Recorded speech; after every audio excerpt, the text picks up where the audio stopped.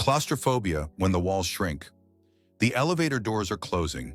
The air is getting heavier. The walls seem to shrink. My heart is beating faster and my breathing is getting faster. Familiar? For millions of people around the world, this is not just an unpleasant feeling.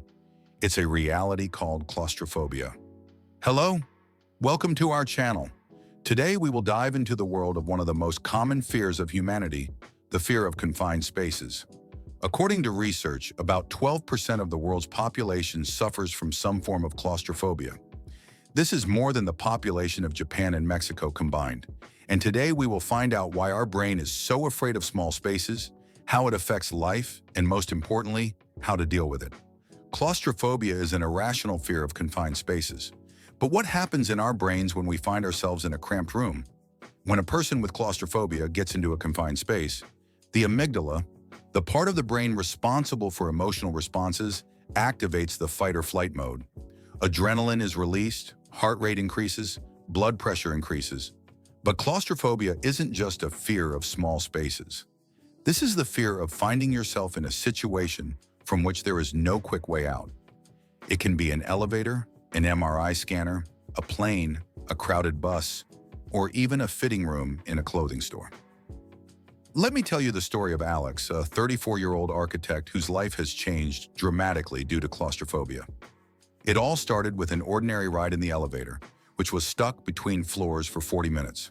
Since then, Alex goes up to the 7th floor only by stairs, refuses the subway, and avoids places with a large crowd of people. His story is just one in millions. How do I recognize claustrophobia? Here are the main symptoms: rapid heartbeat, sweating, dizziness, a feeling of suffocation, tremors, nausea, dry mouth, and an overwhelming desire to get out. These symptoms can range from mild discomfort to a full-blown panic attack. Claustrophobia can manifest itself in various situations: when traveling on the subway during rush hour, during an MRI scan, in a crowded elevator, at a concert in a crowd, on a plane during a long flight, even when wearing tight clothes with a high collar. Did you recognize yourself in any of these scenarios? You may not be alone in your fears. Many people experience discomfort in confined spaces, but not everyone is aware that it can be claustrophobic. So why are some of us afraid of enclosed spaces? Let's look at the main reasons. The first and most common one is a traumatic experience. As with Alex, claustrophobia often develops after a negative experience. Getting stuck in an elevator, in a cave, or even in a children's play tube. Our brain remembers this experience as dangerous and tries to avoid similar situations in the future. The second reason is to observe others. Children who have seen their parents panic in confined spaces may adopt this reaction. This is called vicarious learning, and it plays an important role in shaping our fears. The third reason has evolutionary roots. Our ancestors lived in the open air. Enclosed spaces often meant danger, a trap from which there was no escape. This instinctive fear could help survival and be passed down from generation to generation. The fourth reason is a genetic predisposition. Research shows that anxiety disorders, including phobias, can be inherited.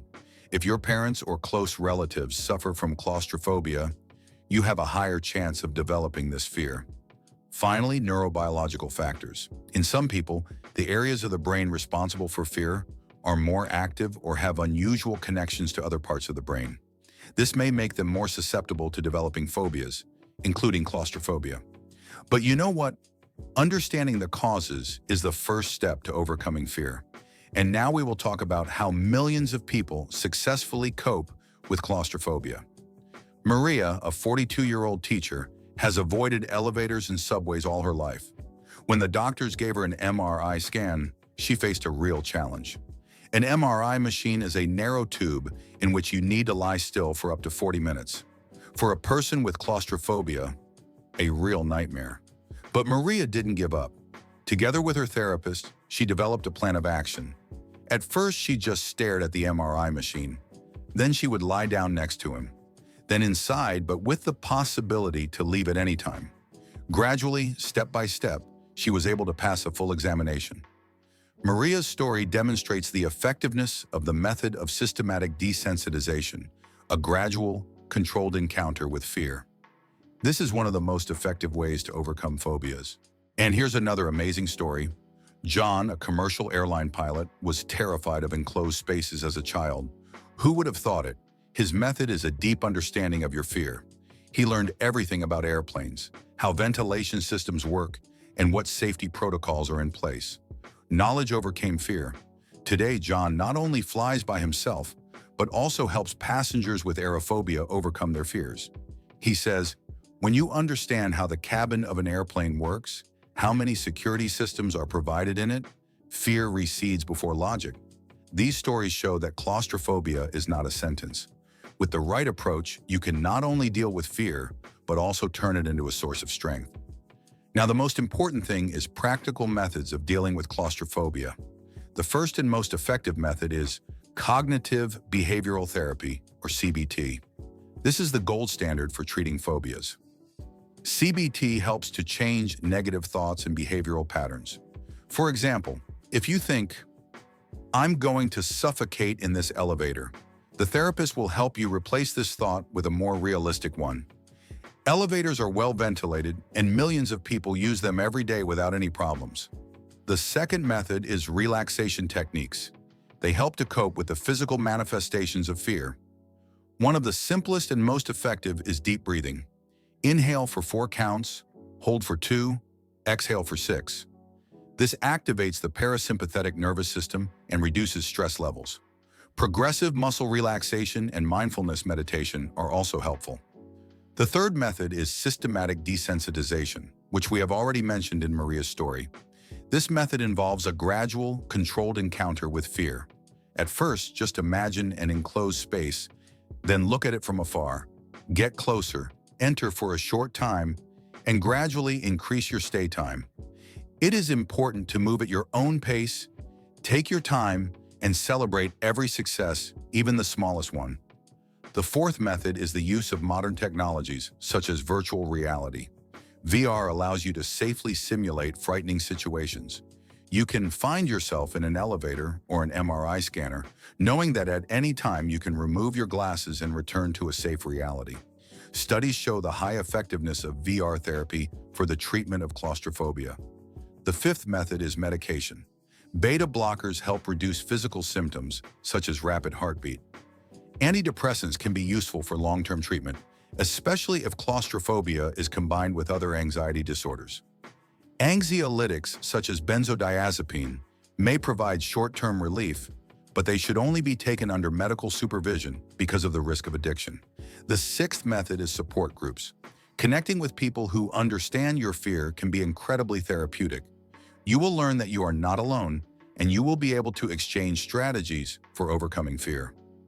Today, there are both face-to-face support groups and online communities. Finally, the seventh method is self-education. The more you know about your fear, the less it controls you. Learn how elevators work, ventilation systems in confined spaces, and safety protocols in MRI rooms. Knowledge is indeed power, especially when it comes to irrational fears.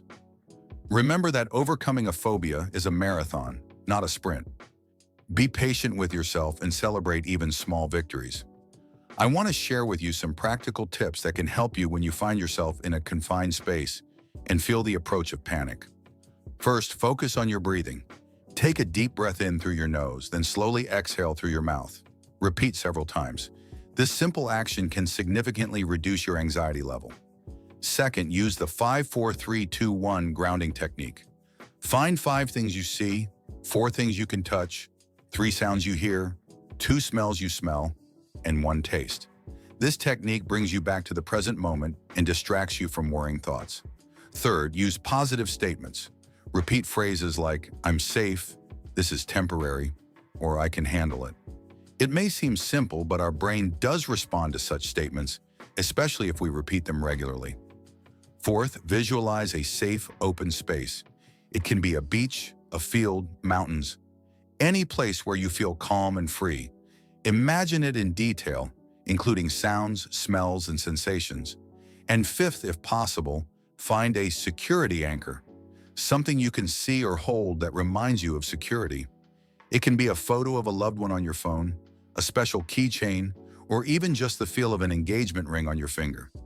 These techniques are no substitute for professional help, but they can be an important part of your claustrophobia management strategy. I also want to reach out to those who don't suffer from claustrophobia, but know someone with this fear. Please be understanding and patient. Never make fun of other people's fears or force them into situations that cause them to panic. Instead, ask what you can do to help. Sometimes just having an understanding person around can make a frightening situation much more bearable. Claustrophobia may seem like an insurmountable wall, but it's actually a door to a better understanding of yourself. Every time you face your fear and take even a small step forward, you become stronger. Remember the stories of Alex, Maria, and John? They prove that claustrophobia is not who you are. This is just something that you temporarily encounter. If you suffer from claustrophobia, take the first step today. This can be an appointment with a psychologist, a conversation with a loved one, or just a deep breath before entering the elevator. Remember, you are not alone and help is available. Thank you for being with us today. If this video helped you or can help someone close to you, please share it. Subscribe to our channel to learn more about human fears and how to overcome them. In the next issue, we'll talk about another common fear that affects millions of people. See you soon.